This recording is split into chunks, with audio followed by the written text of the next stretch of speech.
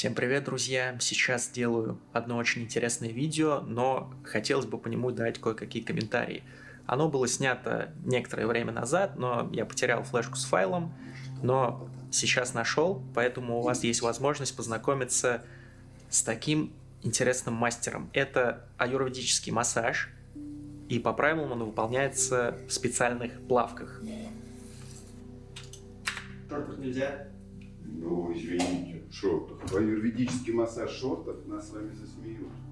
Потому что вы где вообще находитесь? Какая аюрведа? Но мы уговорили Илью пойти на компромисс и дополнительно накрыть меня полотенцем, чтобы никого не шокировать.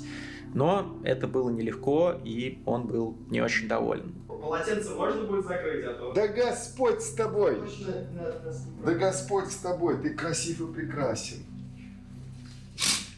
В общем, массаж получился очень интересным и познавательным. Мастер много рассказывает. Его задача восстановить организм как целое существо. Поэтому включайте субтитры и смотрим. Хорошо, тогда начинается это вот так. Это красиво. Сейчас, секундочку. Я добавлю маслица. Ой-ой-ой-ой. Жалко. Значит, мы делаем массажик хорошими маслами. В данном контексте это кунжутное масло прямого отжима. Мы его разогреваем. Вот. Ну и, соответственно, на клиента наносим много масла. Абхьянга означает промасливание. Аюрведический массаж – это всегда абхьянга. Масло позволяет быть очень пластичным, и тело как бы перенимает пластику масла. Угу. Хорошо.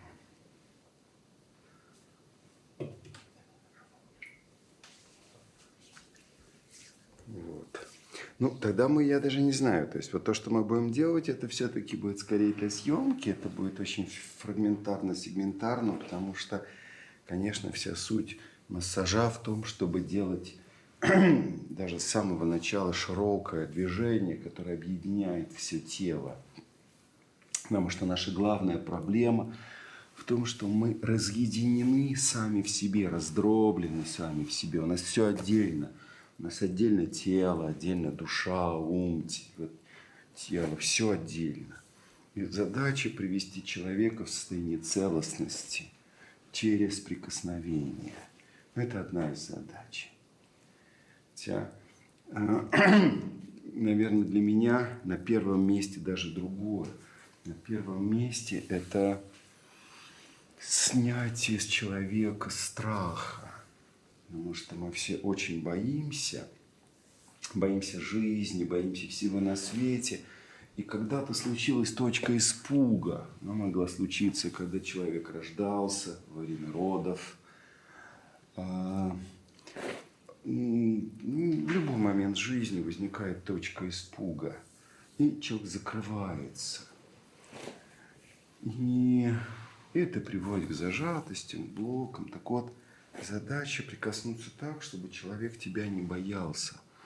Это очень нежное прикосновение, с которым мы начинаем массаж. Это не значит, что с любым человеком массаж будет вот такой. Он может быть активный, но состояние все равно нежности и аккуратности, оно будет всегда присутствовать. То есть мы можем поглаживать нежно, а можем нежно и довольно активно работать с телом. Если человек крупный и у него сильные зажатости, то, соответственно, нужно работать более активно. Но мне безумно неудобно из-за этой тряпки. Вот. Вообще массаж начинается с верхней части ягодицы, которую нам нельзя массировать. Катастрофа. Вот, мой хороший. Ну ладно, мы сделаем то, что мы можем сделать в этой истории, да? Вот.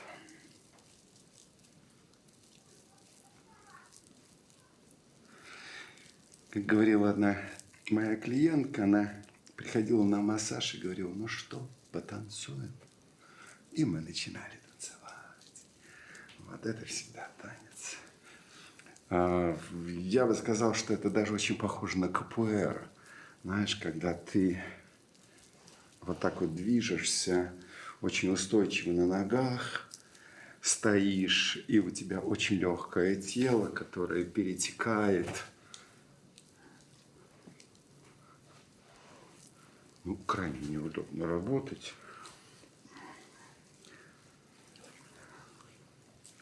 Мне что-то серьезная работа нужна. Как видишь, да, вот здесь у нас повыше, здесь пониже. Это говорит о сколиозике. Это не для эфира. Это говорит о том, что для тебя. Это надо исправлять, моя радость. Ты занимаешься йогой? Нет. А почему? Ты еще не занимаешься йогой? Тогда мы идем к вам. Растяжка плохая. Растяжка плохая. Ты знаешь, у меня был папа, он, ну как был, он просто ушел уже из жизни. Вот, и он болел очень долгое время. И когда я ему говорил: слушай, ну тебе надо вот заниматься пранаямой, дыхательными практиками, гимнастикой. Он говорит: ну я же болею. Я говорю: ты же болеешь, потому что ты не занимаешься. Ну и круг замыкался, и это абсолютно уже невозможно ничего сделать с этой историей. Вот.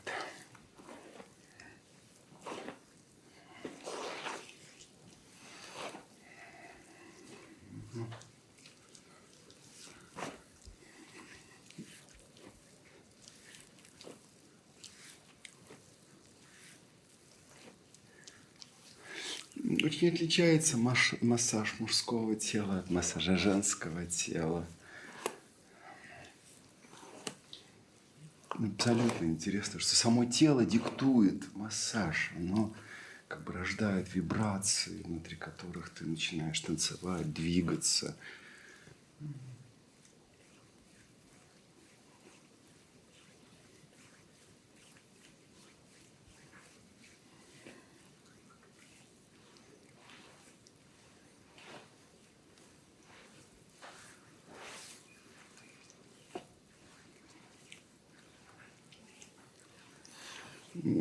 Суть вообще аюрведического массажа в том, что мы втираем масло. Мы втираем масло в кожу, и оно исчезает. Да, ну, впитывается телом. Интересно, что дерматологи говорят, что дерма не пропускает масло. Поразительно. Но это не так. Оно не пропускает масло, если мы просто это масло наложим на кожу. Вот так и будет стоять капелькой. А если масло втирать, то буквально через 5 минут оно исчезает. Оно втягивается порами. И на этом построена, собственно говоря, лечебная практика. Потому что в масла добавляются целебные экстракты растений, трав, которые, соответственно, впитываются в подкожную ткань и там пребывают. Они не сразу разносятся по телу, не сразу попадают в кровоток, а разносятся постепенно. И в этом ценность, опять же, этого лечебного процесса. Потому что когда мы употребляем открытую химию, которую мы, либо через желудочно-кишечный тракт принимаем, либо мы ее внутривенно как-то впрыскиваем, очень быстро попадает в кровоток химическое вещество и очень активно действует. Ну, собственно говоря, мы этого и хотим. Мы хотим активности действия химического вещества. А тело так устроено, что в него нельзя активно вмешиваться. В него надо очень осторожно входить. Это очень хрупкая структура. И на самом деле это грубо очень, то, что делает наша медицина. Собственно говоря, это приводит к очень негативным побочным явлениям. А вот в аюрведе, в науке которой там 10 тысяч лет, абсолютно другой подход. Это подход бережного отношения к телу, когда в вещество, которое мы втираем в тело, оно априори натурального происхождения, это травяной экстракт, и оно в течение недели разносится по телу, потому что, попадая в подкожную ткань, оно как бы сразу запасается. депонируется, а потом уже аккуратненько забирается кровью и разносится по телу. То есть совершенно другой подход. Не резкого вмешательства, а вот такого вот, я бы сказал, аккуратного, благоговейного лечения.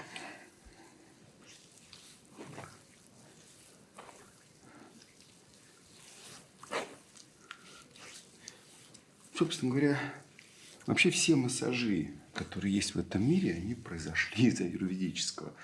И это не какое-то там, знаете, бывают глупые какие-то размышления по поводу того, что все люди в этом мире произошли от какого-нибудь там славянина и так далее.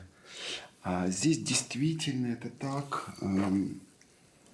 Ну, безусловно, что и в других культурах всегда был массаж, всегда было прикосновение. Но здесь, ну, вот просто некое миссионарное служение здесь, в этом Индии, в том, что она миру оставила массаж, и он потихонечку перетек в другие культуры, где он приобрел особенности этих культур, стал в каждой стране чем-то своим, потому что там особенности климата, генетики и так далее. Вот.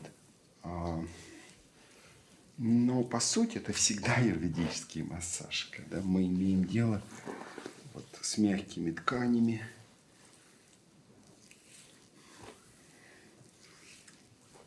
и восстанавливаем их мягкость всегда. Уже плотные структуры, скелетные, они должны по определению восстановиться сами благодаря тому, что мы снимаем спазм с мышц.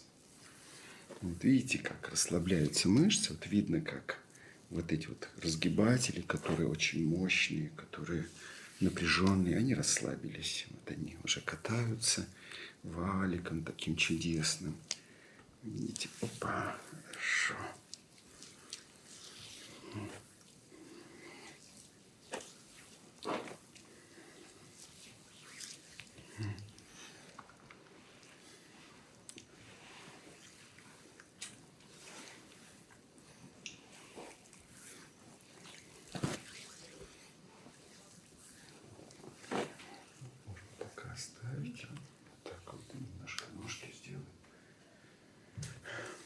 Но мы понимаем, что мы в режиме демо-версии, не в режиме массажа.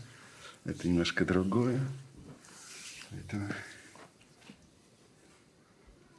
к сожалению, мы рассматриваем не как клиента сейчас нашего чудесного пациента, а как скорее модель для съемок. Да, хорошо. Еще интересное место – это поиск в человеке точки, через которую расслабляется его душа. Потому что вот каждый из нас уникален. И когда напрягается наша душа или закрывается, то возникает некое напряжение в теле. В какой-то одной точке или в нескольких точках. Но это очень интимное место. Я имею в виду не интимную зону, а интимное место, то есть личное место этого человека. И когда делаешь массаж, и совершенно неожиданно клиент сообщает, что там вот мне было приятнее всего, когда вы массировали пальцы, допустим, или стопу, или икру там. И ты этого даже не ожидаешь, потому что для него именно это место было самое важное. И когда ты его проработал, то клиент расслабился. Расслабилось не просто тело, душа расслабилась. И вот это очень тонко.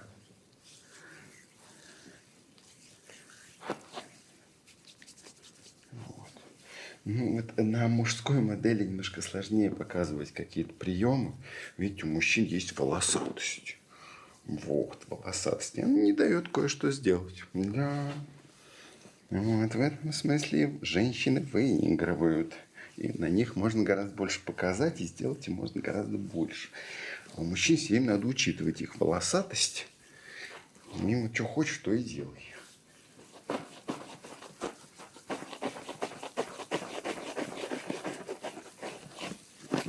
сущности, вот с точки зрения медицинской, мы сейчас видим просто классический лимфодренаж. Мы гоним лимфочку, да? И при этом параллельно расслабляем ткани, избавляя их от тонуса, привлекая кровоток к мышце. То есть все очень просто, все понятно, все как везде. Но мы потребляем большое количество масла, которое мы втираем в ткани, и оно начинает действовать с одной стороны. С другой стороны, конечно, еще учитываются каналы, которые есть в теле, энергетические каналы. Об этом медицина как-то не очень говорит, а это есть. То есть, и с одной стороны, это нервная ткань, а с другой стороны, это вообще энергетическое тело, как энергетический комочек. И это очень важно. Вот, например, вот два канала. Раз, вот мы идем по каналам. Здесь два канала. Вот здесь по лампасам два канала. В передней части, да, вот мы тоже идем по каналам сейчас.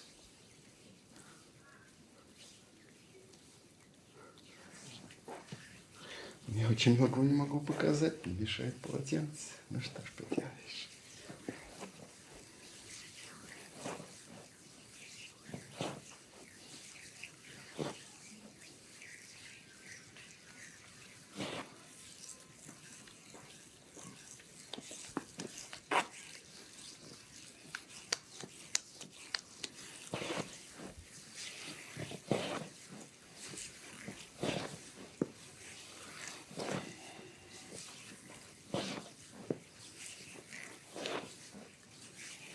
Интересно отличие вообще культур. В Индии, ну, например, европейскому человеку может быть трудно найти того массажиста, который нужен именно европейцу. Почему? Потому что отличается подход у индусов и у восточного человека и западного человека. Запад, он про индивидуальность, он про личность. И поэтому массажист, он ищет личный подход, индивидуальный подход. Как правило, в восточной культуре этого нет. И тебе делают просто хороший массаж. И иногда даже это у западного человека это вызывает некое грустное ощущение, что к нему относятся как вот просто к предмету, которому делают хорошую классическую схему. А западный подход немножко другой. Когда к человеку ищут его личный, а ему как бы личный подход и делается личный массаж. И вот это очень ценно. На самом деле в этом месте культуры обогащают друг друга. Восток очень хорошо знает принципиальную схему. Как ни странно. Да, казалось бы, Запад очень принципиален, схематичен, сформулирован. А по факту, если копать глубоко, Запад поверхностен. Он не учитывает принципиальное устройство человека. Вот поразительно это так. Но при этом Востоку не хватает индивидуального подхода, личностного отношения, которое есть на Западе. Отсюда пренебрежение, допустим, к тому же мусору в Индии. Потому что, как бы не думаем о том, что это для кого-то может быть противно, что ты кидаешь этот мусор. У нас нет личностного подхода в Индии. Это вот, безусловно, не надо обобщать. Все люди разные, и, конечно, и мастера разные. У меня есть вообще мечта, не знаю, когда она сбудется, а я бы хотел отдохнуть в 5-звездочном аюрведическом пространстве в Индии. То есть, я работал в клинике, в госпитале, и я знаю, что такое 3 звезды. С точки зрения самой практики, это 5 звезд. У меня был очень хороший мастер, учитель. А вот с точки зрения антуража, мне интересно побывать в 5 звездах индийских, аюрведических. Потому что это немножко другое. Это другой шик. А мне хочется прожить этот шик индийский 5-звездочный.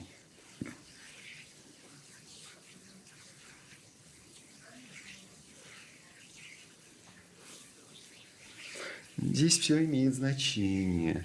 Знаете, вообще вот массажик, он должен начинаться с того, что я должен посадить человека, поставить перед ним ванночку красивую и попарить ножки. С этого все должно начинаться. И одновременно ему нужно массировать голову. Вот с этого начинается аюрведический массаж. А потом уже только распаренного я его положу на стол. Вот. Ну, как правило, в нашей текучей отельной системе это не получается, потому что у тебя есть какой-то час несчастный, за который тебе нужно помассировать клиента. Это очень мало. Вообще хороший массаж делается порядка 2-3 часов. Настоящий.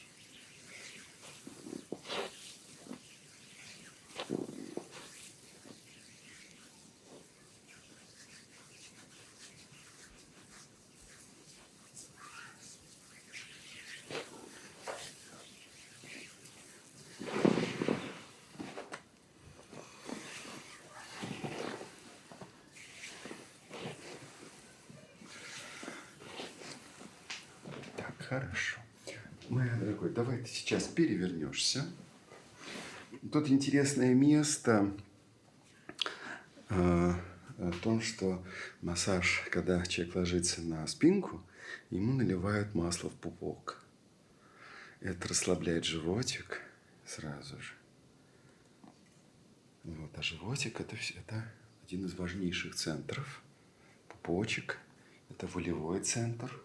Здесь у нас очень много напряжений, вот в этой области солнечное сплетение и пупок.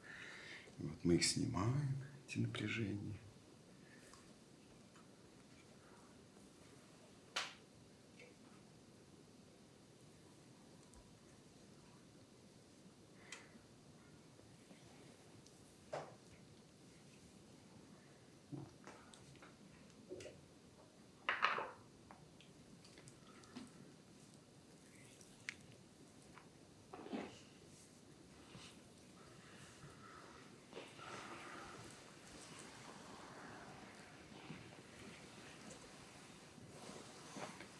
Есть одна очень хорошая история. История североамериканских индейцев. Когда однажды один израненный воин вернулся с поля битвы и истекал кровью. И он пришел в какой-то вигвам, где была старая колдунья, женщина, знахарь, врач. И воину практически невозможно было помочь, так он был изранен. И она не стала варить никакие снадобья. Она просто взяла этого воина на руки и стала качать его, как ребенка. И на ее глазах воин выздоравливал. Просто от того, что его держали на руках. И в каком-то смысле массаж – это просто укачивание на руках. Когда ты человека качаешь вот в этой колыбели своих рук.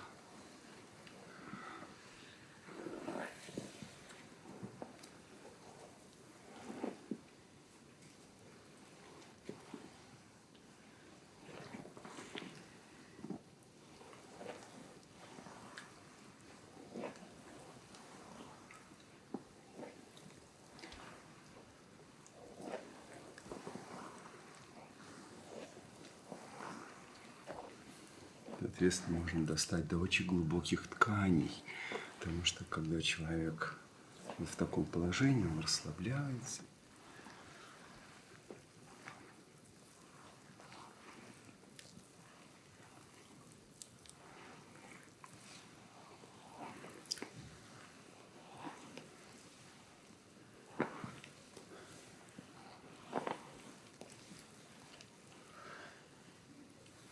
Вообще массаж – это синтетическое искусство.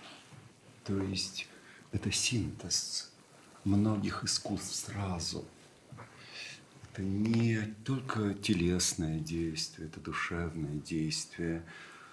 И здесь, безусловно, важно все. Музыка, которая звучит, запах. Ну, то есть все органы чувств, они должны работать в этот момент. И тогда мы достигаем эффекта целостного прикосновения.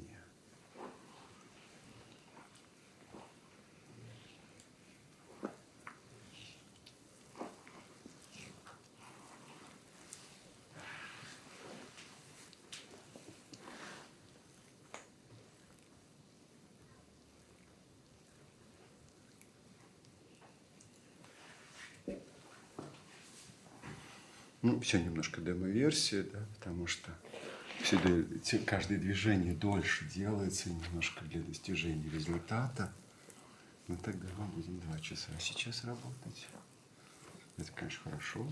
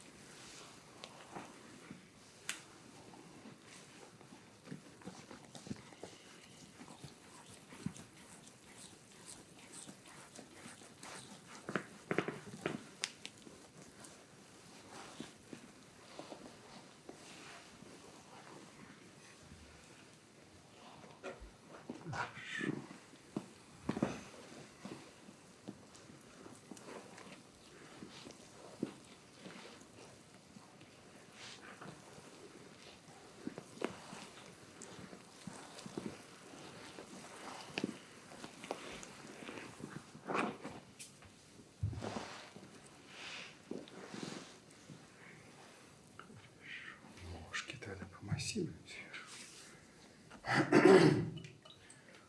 Мы опять встретимся с проблемой волосатости.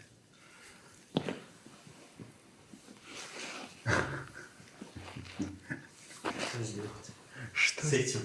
Что с этим делать? Ничего не делать. Радоваться, что у нас есть волосы. Это же, ну, на самом деле, я очень сожалею, когда женщины сбривают волосы. Да, они это делают, следуя какой-то модели красоты, но они при этом устраняют очень важный орган восприятия. Волос – это орган восприятия. Через него мы ощущаем, мы встречаемся. Это первая встреча с пространством. Поэтому, на самом деле, самое тонкое прикосновение – это прикосновение к волосам. Да? И ведь человек это очень чувствует. Вы понимаете, какое нежное ощущение возникает на уровне волос, если ты прикасаешься к телу. И женщины лишают себя этой возможности почувствовать через прикосновение к волосу, к своему телу. Это очень тонкое место. Кто об этом думает? Вот. И волосы везде нам нужны. Ну, как правило, это очень болезненное место, вот это вот. Люди его, но оно напряженное.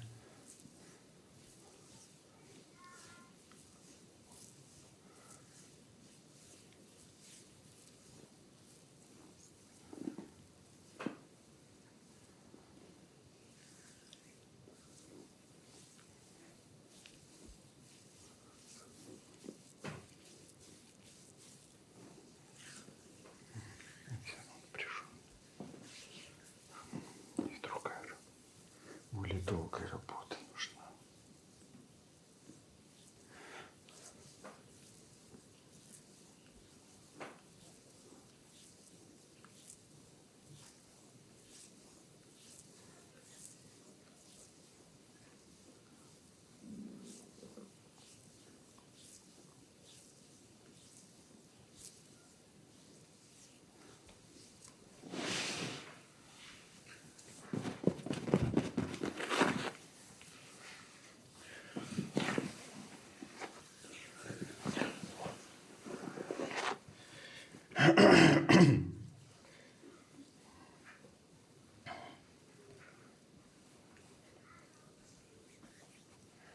Немножко суховатый, дружок мой. Я тебе советую кушать хорошее масло. В пищу употреблять хорошее сливочное масло. Растительные масла прямого отжима. тебе немножко не хватает хорошего масла, хорошего жира позитивного, суховатой ткани. И, к сожалению, современный мир, он живет белками и углеводами. Дело в том, что хорошее масло – это дорогой продукт, хороший жир. И поскольку мир, к сожалению, строится на экономике, поэтому незаметно абсолютно человечество уходит от употребления дорогих масел, потому что невыгодно производителям, и старается дать человеку питание за счет белков и углеводов. И это приводит к катастрофе, к коллапсу. Потому что тело теряет ценнейший энергетический ресурс, который заложен в хороших жирах.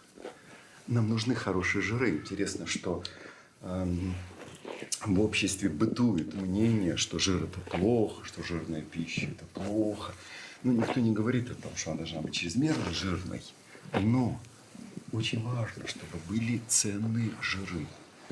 Жиры являются антибиотиками природными.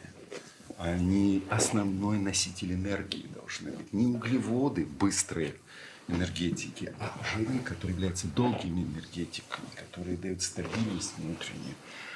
А человечество не ест хорошие жиры, это невыгодно производителям, а потребляет легкие углеводы быстрые, и создается ощущение, что человек наелся, и белки, которые опять же дают скорее эффект энергетический, чем саму энергию. И в этом большая проблема. Вот я вот трогаю тело, я понимаю, что ему не хватает позитивных жиров. Сухое тело. Жира мне вообще не хватает в моем теле, в принципе. Не хватает, и это проблема. А его нет в продуктах питания хороших. Знаете, вот я поэтому рекомендую, ешь хорошее сливочное масло. Вот, и можно употреблять в пищу урбеч. Вот хорошие урбичи настоящие – это тема. Если вы понимаете, что это такое, то это надо использовать. Опа, извиняюсь. Вот такие пирожки мои сладкие.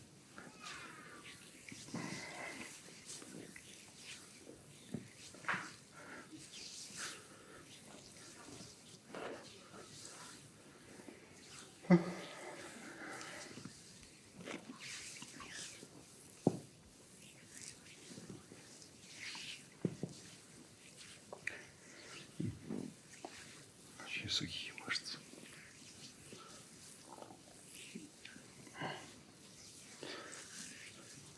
Вообще мужчинам очень хорошо протрясывание. Вот такие вот. Расслабь ножку. Расслабь. Вот. Все равно он зажимает ее. Вот она зажимающаяся у тебя нога. Даже не протрясывается.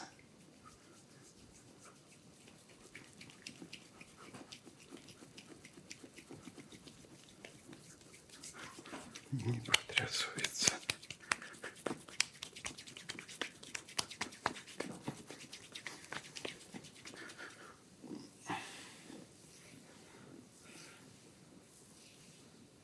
Вот, хорошо.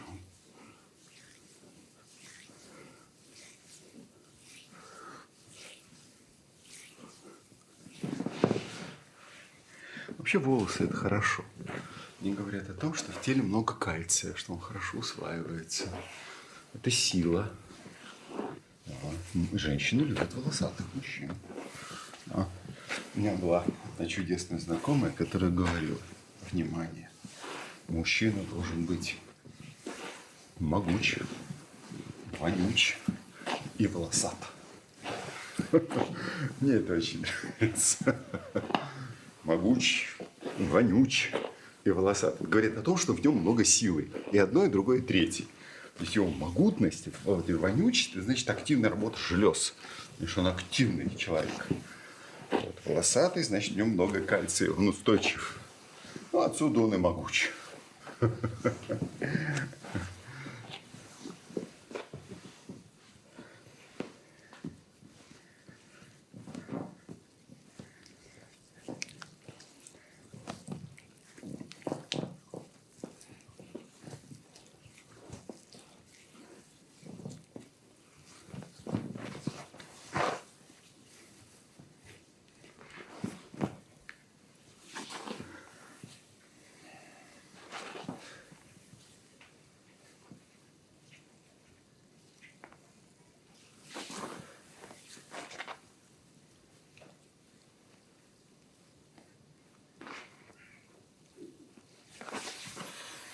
Ну, соответственно, аюрведический массаж – это массаж с массированием марм. Да, то есть точек, которые являются окончаниями или узловыми точками меридианов. Эта наука пошла дальше в Таиланд, в Китай. Вот. И вот мы не просто сейчас, как бы вот, не просто это уже лимфодренаж и улучшение кровотока, а это еще и взаимодействие с точками, которые являются точками, соединенными с внутренними органами, мышечной тканью определенной.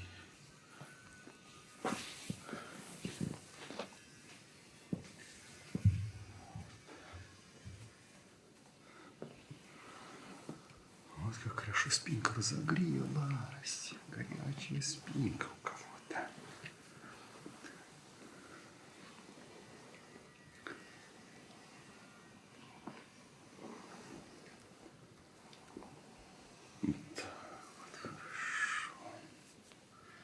Ну, я могу показать просто такую легкую демо-версию массажа лица. Сейчас я чуть-чуть буквально покажу.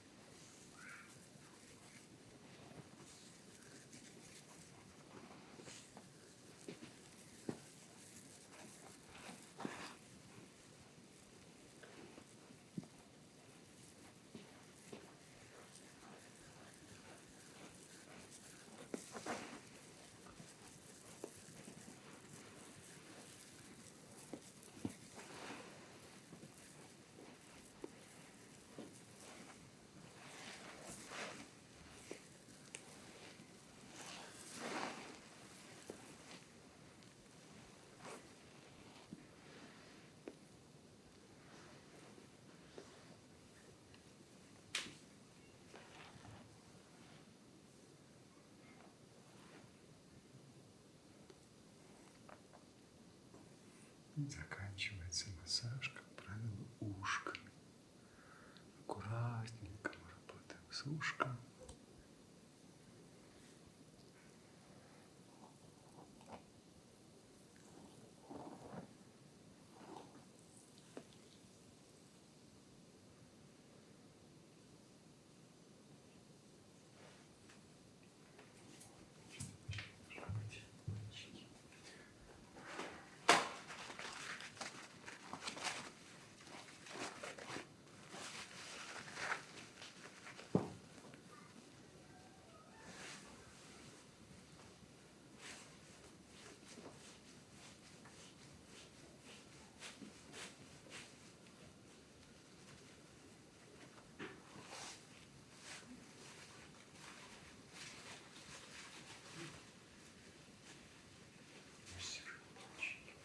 Ну, здесь не видно будет за бумажку.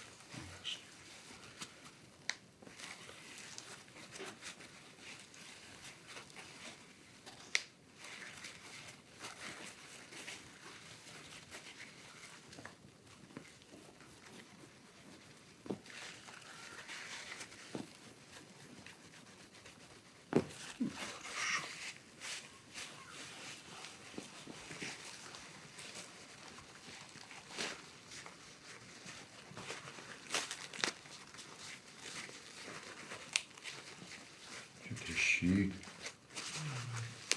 Что это? Все трещит, все потрещало. Сухой. Надо немножечко кушать позитивный жир.